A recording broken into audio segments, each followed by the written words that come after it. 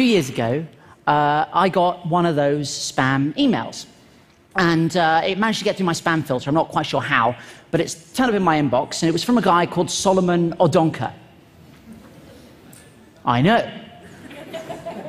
It went like this. It said, hello, James Veitch. I have an interesting business proposal I want to share with you, Solomon. Now, my hand was kind of hovering on the delete button. Right? As you are, I was looking at my phone. I thought, I could just delete this.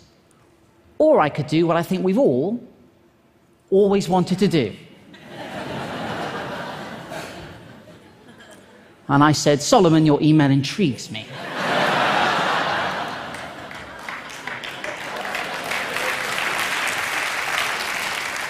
And the game was afoot.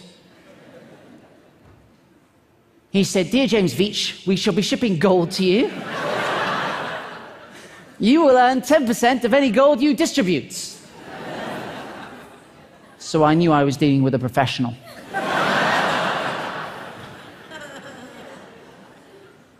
I said, how much is it worth?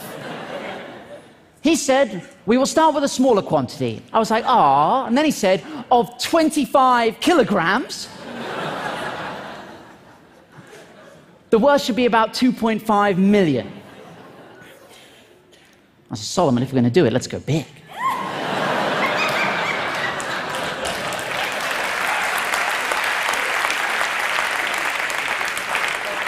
I can handle it.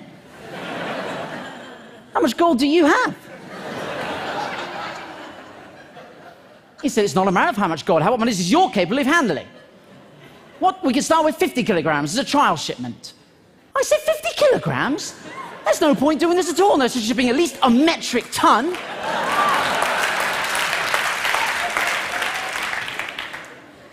So what do you do for a living?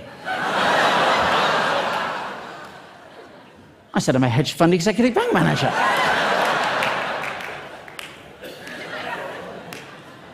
This isn't the first time I've shipped bullion, my friend. No, no, no. Then I started to panic. I was like, now look, where are you based? I don't know about you, but I think we're going via the postal service. It ought to be signed for. Right, that's a lot of gold.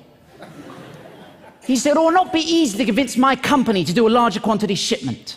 And I said, Solomon, I'm completely with you on this one. I'm putting together a visual for you to take into the board meeting. Hold tight.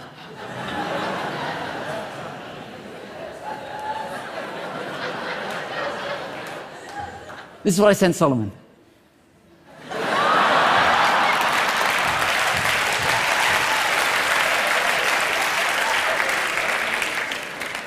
I don't know if we have any statisticians in the house, but there's definitely something going on. I said, Solomon, attach this email, you'll find a helpful chart. I've had one of my assistants run the numbers. We need to be shipping as much gold as possible. There's always a moment where they try to tug your heartstrings, and this was it for Solomon. He said, I will be so much happy if the deal goes well, because I'm going to get a very good commission as well. And I said, that's amazing. What are you going to spend your cut on? And he said, on real estate, what about you? I thought about it for a long time. And I said one word. Hummus.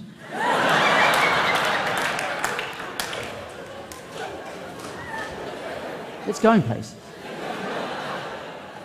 I was in Sainsbury's the other day, and there are like 30 different varieties. Also, you can cut up carrots, and you can dip them. Have you ever done that? Solomon! He said, I have to go to bed now.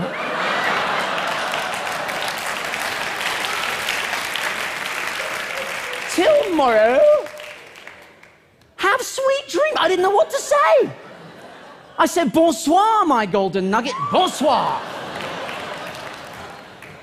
Guys, you have to understand, this has been going for like weeks, albeit hitherto the greatest weeks of my life, but I had to knock it on the head. It was getting a bit out of hand. Friends were saying to me, James, do you want to come out for a drink? I was like, I can't, mate, I'm expecting an email about some gold. You know?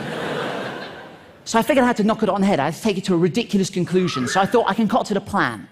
I said, look, Solomon, I'm concerned about security. When we email each other, we need to use a code. And he agreed. And I said, Solomon, I spent all night coming up with this code. We need to use it in all further correspondence. Lawyer. Gummy bear. Bank, cream egg.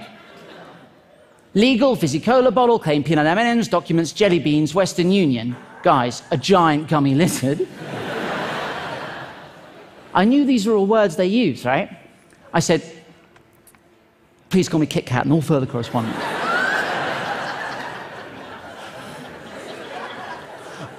I didn't hear back. I thought, I've gone too far. I've gone too far. So I had to backpedal a little bit. I said, look, Solomon, is the deal still on? Kit Kat. Because you have to be consistent. Then I did get an email back from him. He said, the business is on, I'm trying, blah, blah, blah, blah, blah. I said, dude, you have to use the code. What followed is the greatest email I've ever received.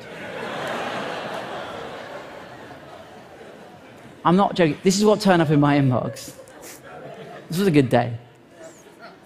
The business is on. And I'm trying to raise the balance for the gummy bear.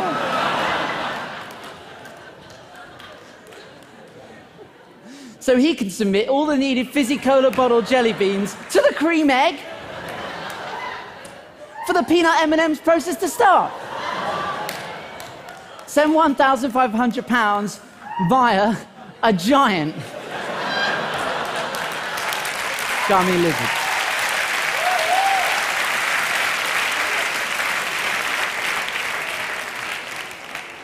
And that was so much fun, right, that it got me thinking, like, what would happen if I just spent as much time as I could replying to as many scam emails as I could? And that's what I've been doing for 3 years on your behalf. Yeah. Let me tell you, crazy stuff happens when you start replying to scam emails. It's really difficult, and I highly recommend we do. I don't think what I'm doing is mean, right? You know, there are a lot of people out there who do mean things to scammers. I don't think what I'm doing. All I think I'm doing all I'm doing is wasting their time. Right? And I think any time they're spending with me is time they're not spending scamming vulnerable adults out of their savings, right? If you're going to do this, and I highly recommend you do, get yourself a pseudonymous email address. Don't use your own email address, because that's exactly what I was doing at the start, and it was a nightmare. Because, you know, I'd wake up in the morning and have like 1,000 emails about penis enlargements, you know, only one of which was a legitimate response to a medical question. But I tell you what, though, guys, I tell you what, any day is a good day. Any day is a good day if you receive an email that begins like this.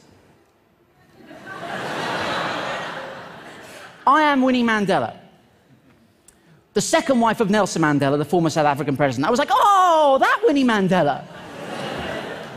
I know so many. I need to transfer $45 million out of the country because of my husband Nelson's health condition. Let that sink in. She sent me this, which is hysterical. And this looks fairly legitimate. This is a letter of authorization, but to be honest, if there's nothing written on it, it's just a shape. I said, Winnie, I'm really sorry to hear of this. Given that Nelson died 3 months ago, I describe his health condition as...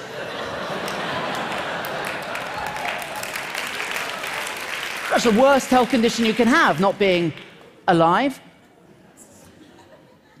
She said, kindly comply with my banker's instructions. One love. I said, of course, no woman, no cry.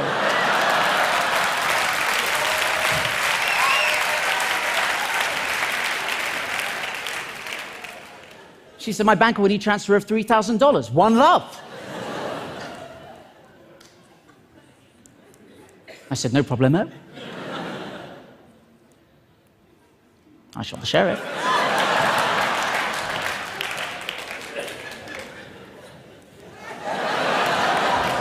Thank you.